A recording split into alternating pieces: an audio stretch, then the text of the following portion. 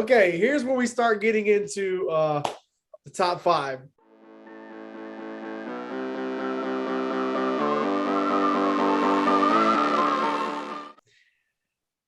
Top five for me, number five. It might seem low to you guys, but for me, it's Avengers Endgame. Great movie. Way everything came together. You couldn't have asked for a better conclusion. I mean, they really tied everything together nicely. However, there's still like it's.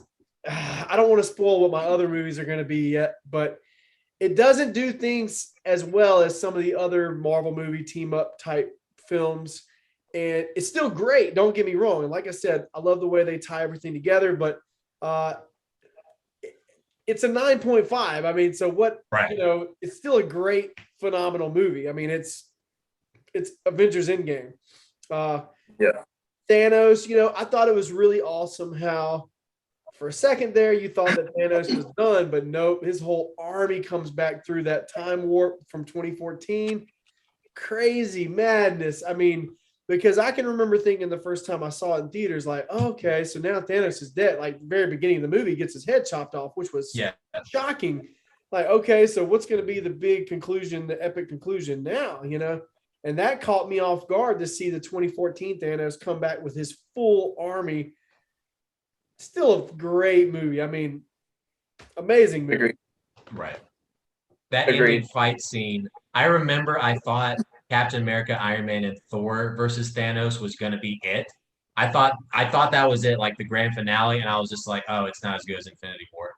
Oh, that's my thought. I was just like, this is the finale. Like, okay, that's cool, I guess. And then Captain America picks up Thor's hammer, and you're like, oh, now this movie's better. And then, like you said, the army comes through the wormhole. You're like, what is it? And then, of course, on your left, everyone from every movie comes in, and I cried when the Guardians came back and Spider-Man swooped down and landed like that. I was like, they did it. When Cap grabbed that hammer, came to Cap, and he used the lightning and everything, I probably screamed like a little girl.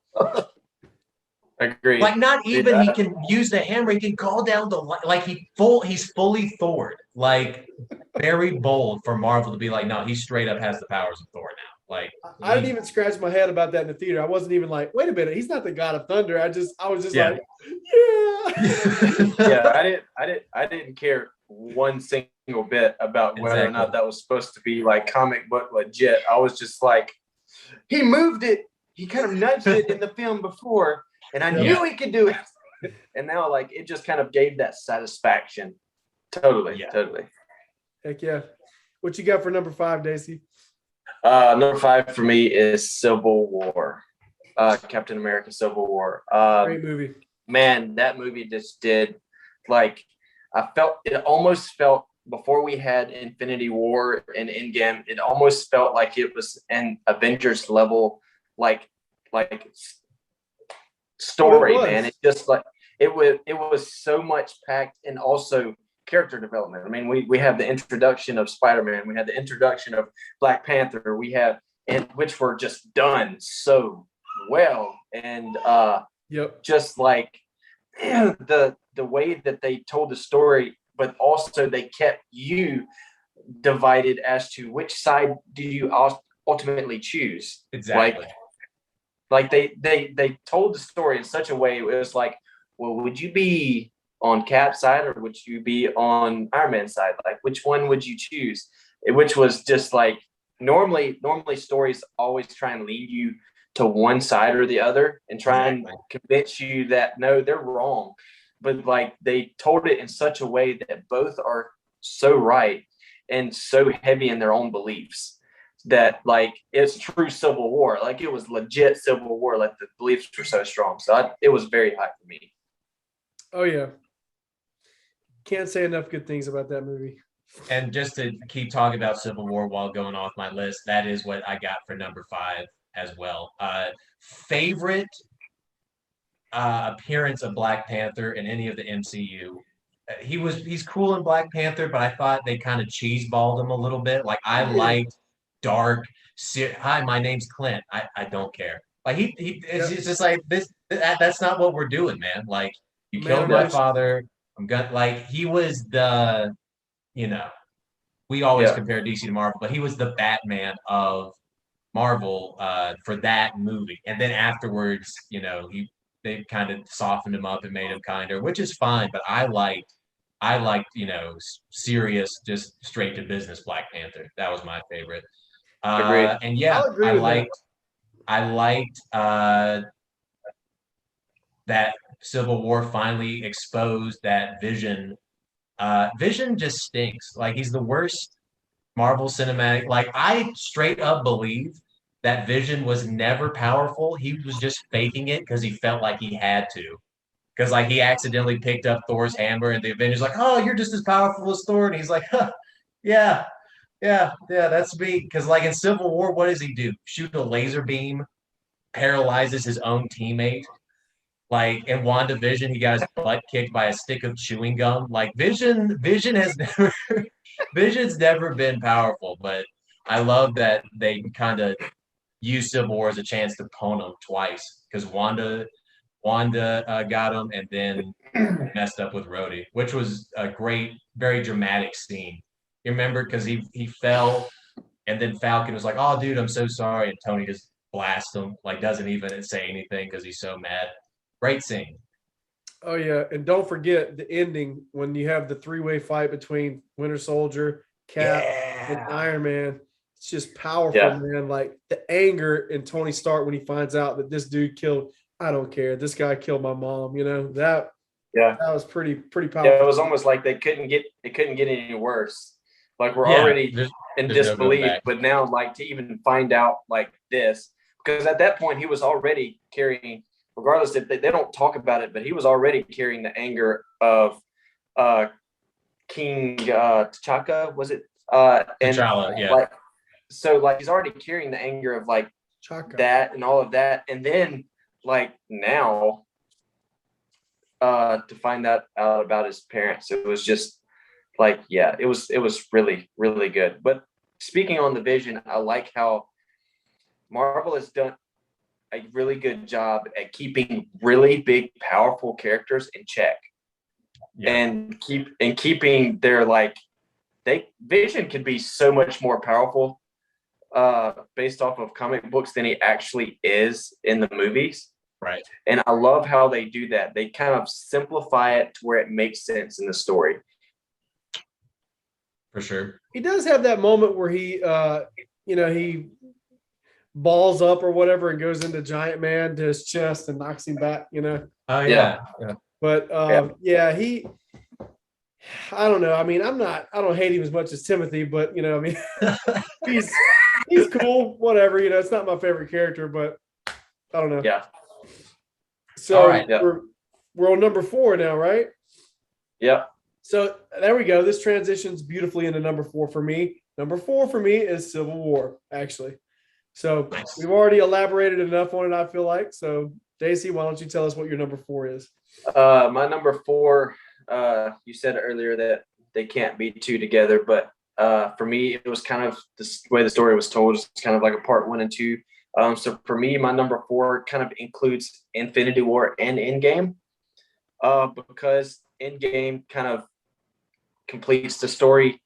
Infinity War starts it and kind of leaves you with, obviously there's more story to be told.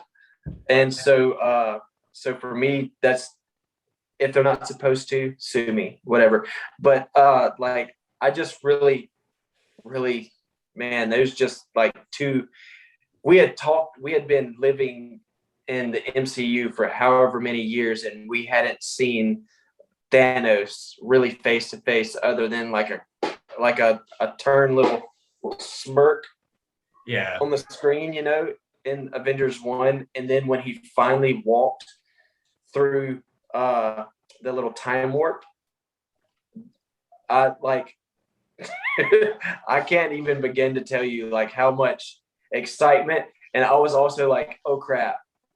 like it just gave a whole new expectation. All right, like the big bad is real. He's present. He's in the room. He's not like some guy we're talking about across the universe. He's actually a part of the story now, and he's actually in. And like did just like between those two movies, man, they just did so much progressive cinematography and just very well done with characters. I just loved it.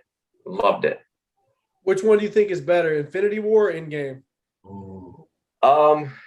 As far as the whole story, if I treated them like separate movies, I would say Infinity War is my favorite out of the two. But the favorite, if I'm going to say I had a favorite moment out of the two, it would be the final battle, right when after Thanos has bombed Tony Stark's place, and I thought they straight up killed Ant-Man, by the way. Or Avengers. Was it the Avengers facility? And like they just bombed it, and then like Fat Thor just like battles up, and like just the whole like development of that moment. I still have some discrepancies. And this like sounds total. This is not sexist, I promise. But like the way that like all the ladies synced up in that moment, I thought that was like it was like irrelevant. Sorry, like I just felt like that was like just a little add-on. But there were just that little whole few minutes right there was just so much like To me, whenever you saw Black Widow and Scarlet Witch and Okoye team up in the first in Infinity War, that felt a lot more organic as opposed to right. I would agree. Endgame, where all the females just happened to be there at the same time. I thought the Okoye, Black Widow, and Scarlet Witch part was really dope. But Agreed. I agree with what you're saying. I mean, I echo those sentiments. I mean, I didn't really feel too natural. Yeah. Like one of my favorite parts is that, dude, that's like the biggest battle that we've seen across the MCU so far. And they still had moments to where they had the small little simple moments where Falcon says to your left, and you see like the expression on Cap's face. And then when Spider-Man, when Peter Parker sees Tony for the first time, and like that whole little moment, like in the midst of all this chaos, they still have like this little moment of like pulling on your heart, man. Like just, man, it was great. It was great. Well, the action doesn't mean anything if there's no like emotion or story behind it. So that's incredibly important. Like, and it is very impressive that not only that they knew to do that, but that they pulled it off. Because it could have been, there's some movies where fighting's going on. It's just like, hey, can I talk to you for a second? And just no one shooting at them for like 30 minutes. It's like, hey, so blah, blah, blah. Okay, back to the fight. It wasn't like that. It was just quick little moments. Even like I referenced earlier, Black Panther not caring about Clint's name. When he said, Clint, give me the gauntlet. Just like stuff like that to show signs of character development without dragging it out and stuff. That was agreed. Great movies, obviously. Agreed. What you got, Tim? For number 4, I actually did separate the two movies. For number 4, I got the closest thing to a WrestleMania event I've ever seen on the big screen, and that is Avengers Infinity War.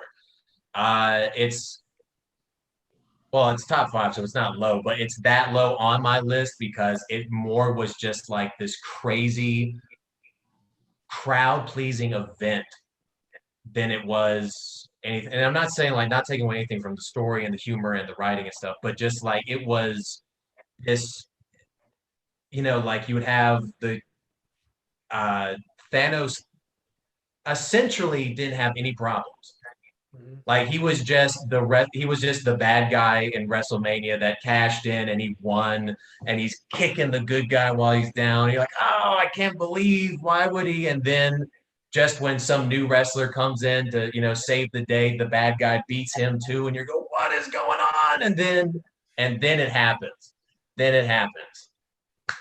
Brock Lesnar beats The Undertaker in WrestleMania. And the silence in the theater was about the same silence we experienced in New Orleans, John, when just everyone was just like, a 12-year-old kid behind me was weeping because you had to watch Spider-Man die. It's just like, good God, this is a Disney movie? Like, the bad guy won. Yeah, and what makes me compare it to things like wrestling and stuff is just like the tease of when Thor hits Thanos with the axe and it looks like he got him. I remember thinking then just like, oh man, they wussed out. Got him. They didn't actually do the snap. They teased us with it and they phoned it in at the last second. And then just when you think that, should have aimed for the head. And what happened. You know, one of the craziest moments I've ever seen in movies. Seen with the audience, just looking around, everyone going, you know, what is happening? Pretty crazy. Yeah. Infinity War is actually my number 3. And dude, like you're saying, I mean, that's nobody could have predicted that the bad guy's gonna win at the end of this movie. And it's gonna send you home, and you're gonna have to wait a year before you see the conclusion. A year. Yeah, it was crazy. I can remember at that time, in between Infinity War and Endgame, all of us like all the speculation, like, what's going to happen? Are they going to come back? Like, we didn't even know. Yeah. I mean, we assumed, you know, right? Because we knew there was going to be a Black Panther 2. We knew there was going to be a Spider-Man 3, but like, or Spider-Man 2 at that point. But like, you know, some of us were still like, you know, are they really going to come back? Or, I mean, at that point, Gamora was dead too. She died to get the stone, right? She died flat out, not even with the snap. She just got pushed off a mountain. Crazy scene, by the way. The music in that was. But let's talk about they killed, like, let alone people weren't expecting Thanos to kill half the Guardians, like the characters that they killed Black Panther when his movie was still in theaters next to Infinity War. Yep. Like, you got to watch Black Panther go to the next screen and then watch him die. It's like, what is happening? Yep. Yeah. Crazy, man. But yeah, I mean, I don't think that in the moments in that film, you know, that's what I love most about comic book films is the moments. Yeah. That moment when, you know, Tony Stark and Doctor Strange and whoever else is in the Sanctum Sanctorum hear some commotion outside. They all go outside together and they're faced with obsidian. I think it's Cole Obsidian and maybe what's his name? He calls him Squidward. But those moments, man, like, it's just so epic. And he's like, what did Tony Stark say to him? He said, Earth is closed today. Yeah. Yeah. Agreed. You know, I think one of my favorite things about that was that and the way Infinity War started is that it started with doom and gloom and it ended with doom and gloom. Yeah. It wasn't much of a hopeful film at all, which led you to so much expectation. All of us who are watching these movies are like on edge for, like you said, a year. And so it ends up like Loki says, we have a Hulk, and then the Hulk goes to town and then Thanos beats the snot out of him. He has to deoriate him. Yeah, like he's just like completely unconscious. Yeah. And don't like, say that. Don't say that. but it was great. No, we were talk about, because the trailer was one of the hypest trailers for any movie ever, the Infinity War trailer. Talk about everyone going in just like, I think the Avengers can beat Thanos if they do this or blah blah blah. First 5 minutes, old dude's dead, Loki's dead, Hulk's unconscious, Thor's borderline dead, and they're like, Avengers Infinity War, and you're like, good. Like, just straight up, just like, Thanos is not to be trifled. And that was, you know, it set the precedent. Do you think it kind of cheapens the Loki death scene now that he's back in his own Disney Plus show, even though it's not technically the same Loki? Do you think it cheapens that from the film? Probably a little bit, just like any revival. I wouldn't say ruins it, but I would say it does cheapen it a couple pegs. And he comes back. You know, I found myself, this may be controversial, but I like the Loki show, don't get me wrong, but I found myself wondering, like, should Loki have just stayed dead? You know, like, have we already seen enough of this character? Can we move on to something else? Like, I'm not saying I didn't like the Loki show. I thought it was fine. And like you said earlier, Dayce, the fact that they brought Kang back, oh my God, or introduced Kang in the show, that's one of those things like you could hear people talking about it on the internet, but you never would have guessed like that was actually going to happen in the show. Right. You know? No, it was not anywhere on anyone's radar. Like, out of all the theories that people were talking about, no one was speculating Kang, because it was like, yeah, but he's coming in Ant-Man, the next Ant-Man. Like, that's where we see him, like, actually on the casting role. Whereas there was so much speculation for different people, but like, I can say that it somewhat, from my perspective, it somewhat cheapens it, his death, but I think it also creates a different, like, when you watch him with when he's watching the reels of his life in that little room at the TVA, and you watch him watch his death scene, I think that was kind of what built the character from then on, and how much significance that they put on that happened, and then literally the film tape just begins spinning, and like, it's the end of his life. Like, this is the end of your story. And so, like, how much significance they put on, okay, this there's just so much thoughtfulness, as they could have left it there. And if they had left him dead, could we have survived without the Loki series? Absolutely. Because I think they did justice to the character. But, you know, we have a Loki series, and I think I enjoyed it. And then now we've got the absolute chaos of the multiverse, which who knows what's going to happen following that. Oh yeah, opens a lot of possibilities. I know it's kind of Marvel's MO to kill people and bring them back, but yeah, honestly, I really hope we don't see Iron Man come back. I know a lot of people are clamoring for it. I don't want to see it. He died in the films. It was very powerful when it happened. Don't bring him back. It would just be weird. It would just be weird to go through all of that to, like, not just like movie wise, like in the universe, but like us as fans be like, man, you know, R.I.P. Tony Stark, what a way to go out. And then he's like, oh yeah, I'm back. And you just see him being a character in another movie. You're like, it would just not even disappointing, not even anticlimactic, just weird. It would feel like the Marvel Cinematic Universe would be like supernatural at that point. You know what I mean? Just like, okay, so this is just gonna keep going. They're just gonna keep going. Really basically at that point, death doesn't mean anything. Oh, yeah, Loki got pruned. Well, it doesn't matter. He went to the void. He'll be back. Yeah, exactly. So I don't want it to get to that point where, oh well, somebody died, but doesn't matter. He'll be back in a year or so. You know. Oh man, someone died. We're gonna have to wait 2 episodes for them to come back. Like that's eventually that's what it becomes once you get to 15 season shows.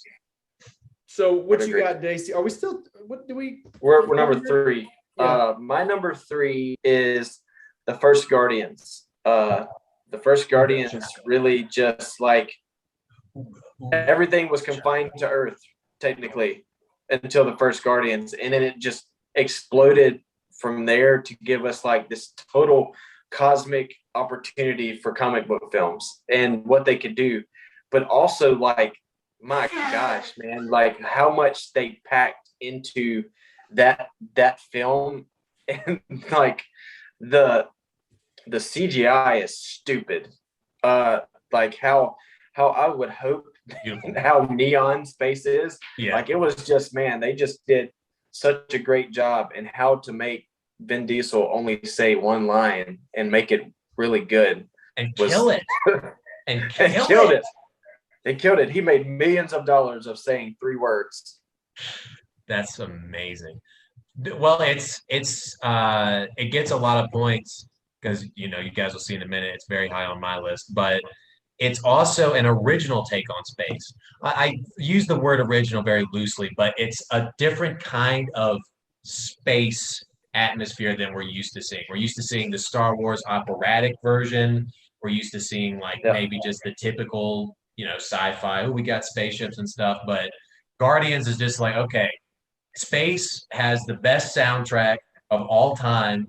Like we're just gonna throw just like a literal representation of Marvel throwing their money into the void to get the rights to all these amazing songs. They're just like, look, space is party, party, party, party, party. Like people are blowing up planets on a daily basis. People are, listening to classic rock music on a daily basis. There's talking raccoons. There's talking trees. We're just going, full force on just spaces this wacky, fun adventure. And I think it really, like I said, it set the precedent for what would be Thor Ragnarok, because they definitely would not have made Thor Ragnarok without Guardians succeeding. Hey, yeah. That's your number 3, Tim? Number 3 for me is Endgame, and we've already said enough about Endgame, but very good movie. I liked it. It was all right. I guess we'll move on because this video is starting to get a little lengthy. But my number 2 is The Dark Knight. And I think we discussed it a bit earlier. Dayce, I think it was your number 8. Yeah, it was. Man, it's hard for me. My number 1 and number 2, I'm not sure I'll ever move those down because in a lot of ways, to me, they are both perfect. It's hard for me to get, like The Dark Knight has the action sequences that you want, not to mention, like you talked about earlier, the portrayal of the Joker by Heath Ledger. It shocked everyone. And like I said, when I saw that in theaters, it gave me goosebumps. Absolutely loved his performance, loved the movie, loved the sequences, the actual story and the weight of what happened, and like towards the end of the movie, almost the social experiment, if you want to call it that, with the prisoners on one ship and then the normal civilians. Yep. And so tense. Yeah, and then also on top of that, don't forget, Two-Face was in the film. The portrayal of Two-Face, and it was just so dark and edgy, like crazy. Like I can remember. I mean, we at that time, when we thought of Two-Face, we thought of Tommy Lee Jones. Yeah. What he did with Two-Face too. I think that his performance as Two-Face is very underrated, or it was overshadowed by the Joker performance. I agree. Well, even Batman was overshadowed by the Joker in that movie. Yeah, it really was. Don't forget Christian Bale, one of the best actors of all time, is still playing Batman. Yeah, great movie, man. Great cast. And like I said, the story too. Like everything about that film is just perfect. It's my number 2 as well. So just to pile on for reasons why I like this movie so much, it was the first time you got to see the Joker be a foil to Batman in more than just, haha, you're too late, Batman. I've put bombs in every bridge in Gotham and they're going to blow up and you got to get them, whatever. This was more like the Joker is actually,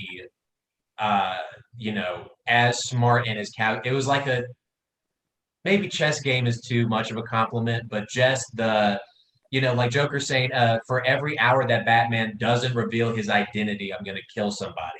Just like when I remember watching that for the first time, legitimately being like, oh, how's Batman going to get out of this? Like, that's a serious, stake right there. And just all the non-plans that the Joker planned out. He always says he doesn't have a plan. He's pretty organized for a guy that doesn't have a plan.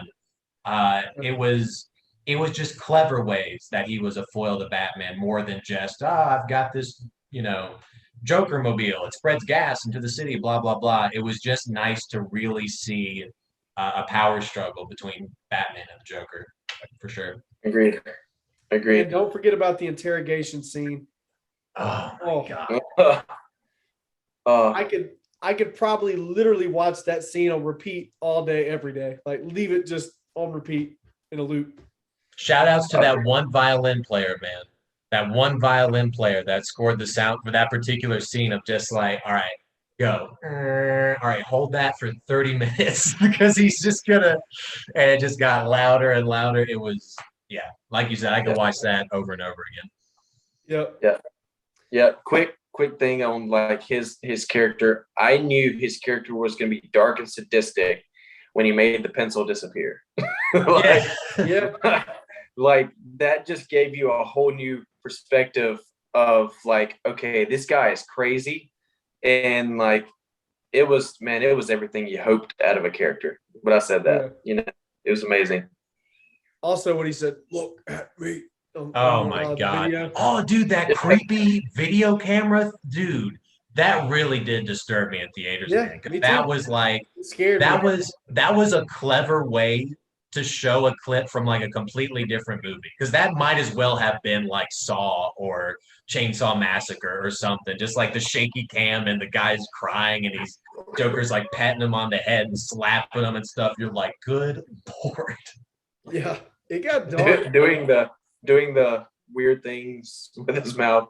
Yeah. But I mean, it's the things that you find out that he organically did that was unrehearsed stuff.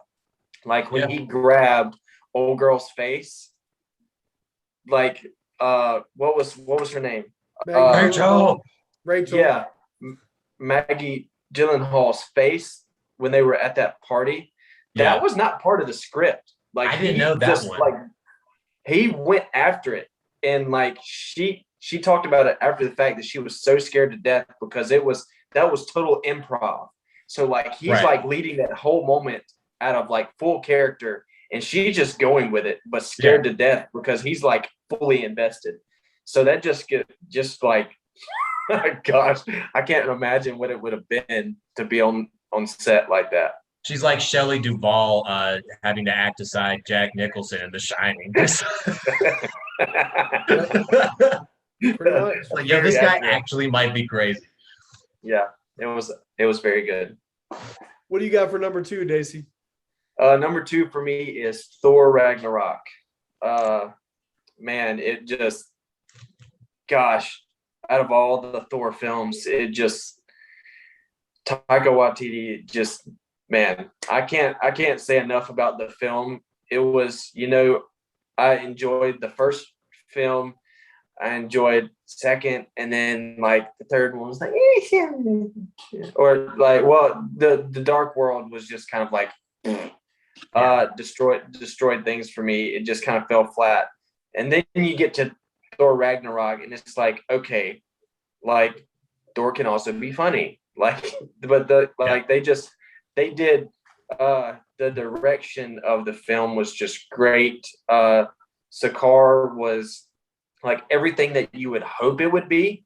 Like if you're gonna, because man, when they write this stuff in comics, it's like, so everything has so much grace, but it's like it's on a 2-dimensional page, and like they can exaggerate as much as they want to, but sometimes that exaggeration doesn't translate well to the big screen. And this is one that like really translates. Grandmaster Jeff Goldblum just like when I remember the moment when he melted the guy, and like his first response was like, "Oh, gross!"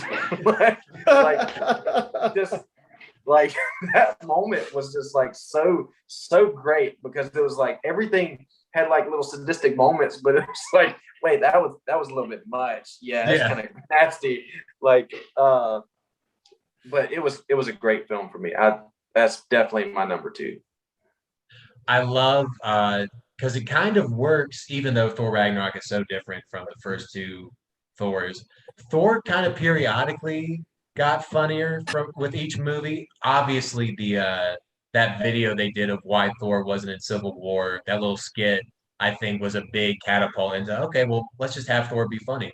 But I love that Thor, at least in my head canon, Thor starts off serious and his goofiness is just extracted by the more and more he hangs out with Earth people. Like that's where he's getting his quirkiness from, to the point where he's screaming at kids at Fortnite. Because I will come to your house and I will, burn down your whatever. And I just love that, Earth people in one way or another kind of corrupted him, kind of made him. It was a slow transition. I mean, like the first Avengers, he was like, "That's my brother. He's killed so many people. He's adopted." But it was great, man. The humor was on point, and it was just great character development. For sure. 100%. Okay, here it is, folks. Time to talk about our number 1s.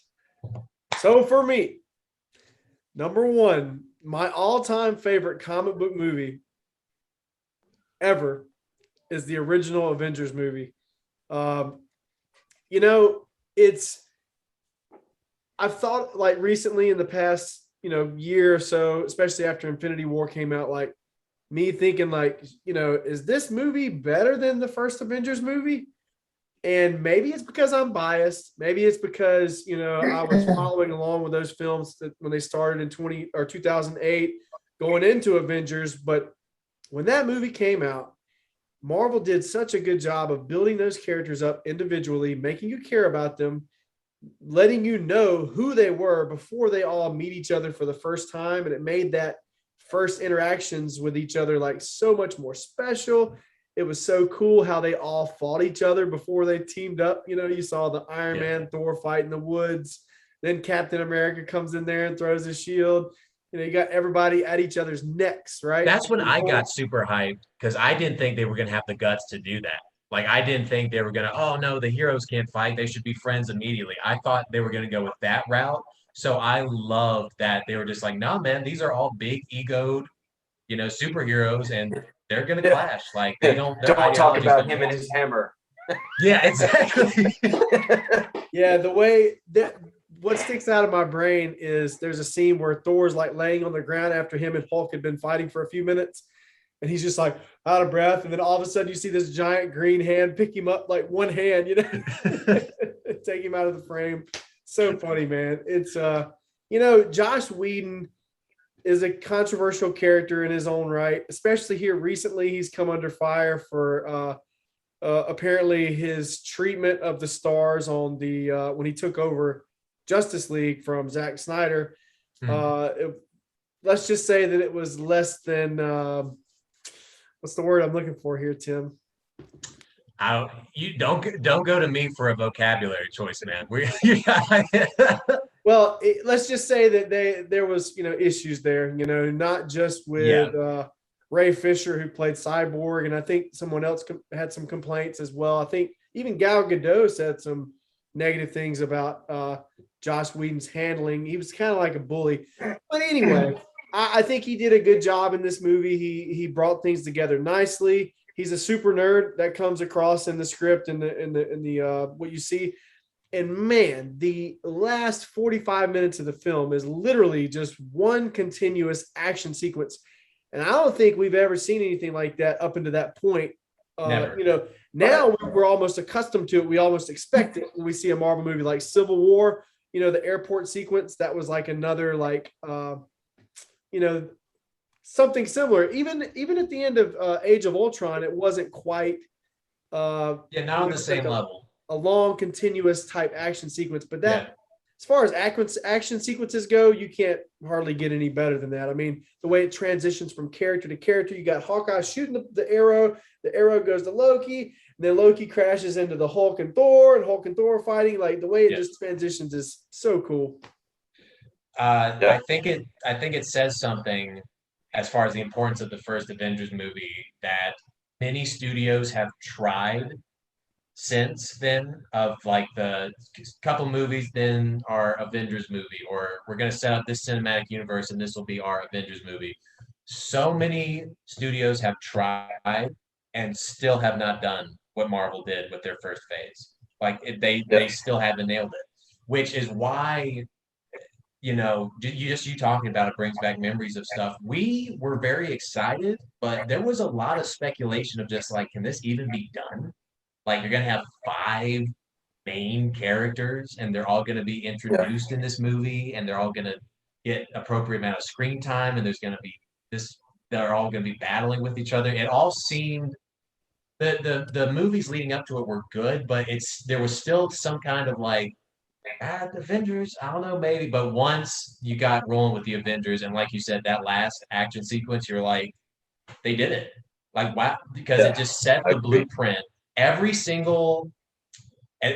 single Avengers movie after that, you can see the bare bones of the first Avengers movie of just like, this is what you do. The characters don't get along right away. They bicker. There's quips. There's, them trying to pull one over on each other. All this stuff. It was what built the MCU really from then on out. It was the gold standard. I'm not the type of I person agree. that acknowledges movies just because of their importance and, comic book movie history, but you can't emphasize that enough. I mean, it was, like you said, it's literally the blueprint for every team up movie that's come after that. It really is. It was. I would agree because like this film is also my number one. I like as I was thinking about which ones would kind of fall where. I also have to base that decision off of how that movie made me feel when I first watched it. And this one had the least chance of success in my experience, right, and exceeded it so far. Whereas the Avengers movies following that, well, now I had an expectation for you have to meet at least this standard. But I had a high standard because going into this, we had the best all-in-one screen experiences we had were X-Men movies. And they weren't done that well. And they just to an extent. And to see the way that they did this, oh man, it was just I did not have high I wanted to have high hopes for it. I was so expectant. I was so excited. And I think Tim, me, you, Tyler, a bunch of us all went and watched that movie either in Hammond. I think we came and watched it in Hammond, and I remember walking out of that movie and our minds are blown because at that time we had been told that the next one wouldn't come out till 2015 or something like that. Yeah. And we were just how are we going to wait for how are we going to wait 3 years for that goodness to happen? And I can't remember the last time I had a movie make me feel that way. This expectation, screw what happens in the middle. I need the next one. It was just it kept you holding, man. It was good. I remember I had a large popcorn and a large bag of Reese's Pieces, and I didn't share any of it. I ate the whole thing before the movie was halfway done. I was because it's hard. It's hard to get it out of your head now because we've been living in it for so long. But the big thing about that movie was when we were going to go see the Avengers movie, we didn't know what a Marvel Cinematic Universe movie looked like. It was literally, what are we about to see? It's like you said, after the first Avengers, you had more or less an expectation of this, okay, it's probably going to have this and that. But Avengers was probably the movie of my generation where you were walking in just being I have no idea what I'm about to see. I have no idea what's about. It popped our proverbial cherries, if you will. Yeah. Tim. Yeah, exactly. Yeah, just as soon as Hulk smashed Loki, that was my proverbial cherry getting smashed. It was, yeah. I haven't been the same since. Yep. It's hard to beat. So that's your number one as well, Tim? No, my number one is Guardians of the Galaxy. Wow. So you didn't even have the first Avengers movie in your top 10. 11. It's in my 11th. Wow. But unlike you, though, the movies don't get bad until it's 50 or something.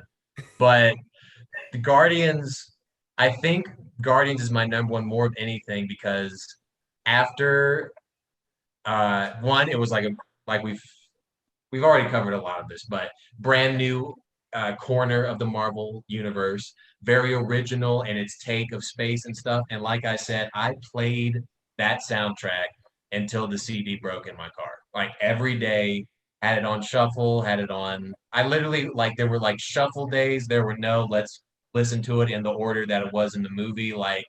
I loved everything about that. Everything except Ronan. The what is it? The Destroyer, the Accuser. Yeah, he wasn't bad. I thought he was decent. Ronan the Accuser. Yeah, he was just a guy that wanted to blow stuff up, which is fine because I would much rather have a boring character and focus on the Guardians than losing Guardians time to focus on the villain. So that worked for me. But yeah, Guardians is my number one pick of comic. Speaking on Ronan, I will say this. I think they circled around and did his lack of justice or the injustice that may have happened to his character development in that movie. It kind of circled around and kind of gave a tidbit of better storytelling as to his beginning in Captain Marvel. I think they kind of gave a baseline of where he came from and how he got to where he was.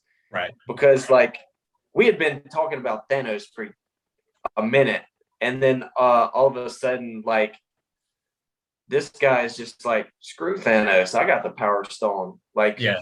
No one really said that. Right. You know? So like he kind of needs a background to be able to say those words. He would have gotten away with it too if it wasn't for Star-Lord's sweet, sweet dance moves. And that's why it's the best.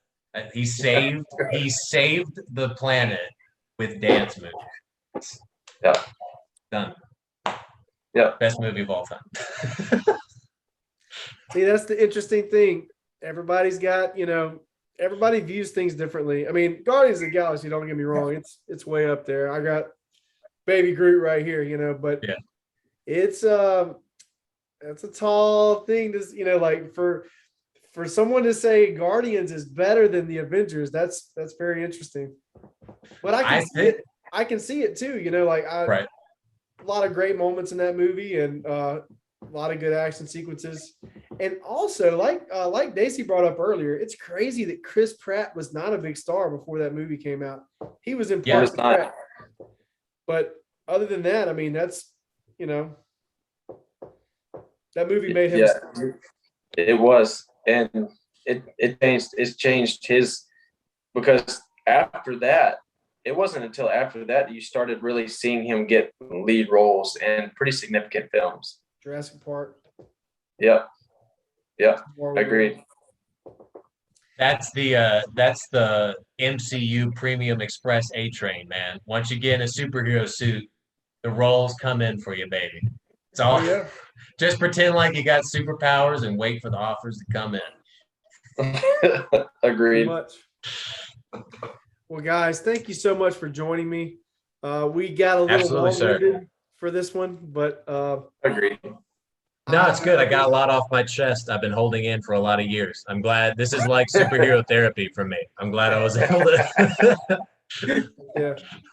But yeah, hope you guys can come back one day and we can maybe have 4 people on the show next time around and we'll see what happens. But like I said, thank you so much for joining me. Do you guys have anything you want to plug? Dayce, I know you got a design business. You're the one who designed the logo for Comic Book Cinema. Yeah, I would. As Jonathan started off, I do. I'm a worship pastor by day, but also I'm a graphic designer. I have a graphic design business, Kingdom Projects LLC, and so you can find me on Facebook, Kingdom Projects, and on Instagram also. But logos, businesses, just love doing it. It's fun work. What about you, Mr. Tim? Just hit me up on Instagram, if you're cute or if you're ugly. It really doesn't matter to me. Just, just look up Timothy Watkins, comedian on Instagram and just, find out how deplorable of a human being I am. But maybe it'll be entertaining, Well, until next time, folks, have a great one. There.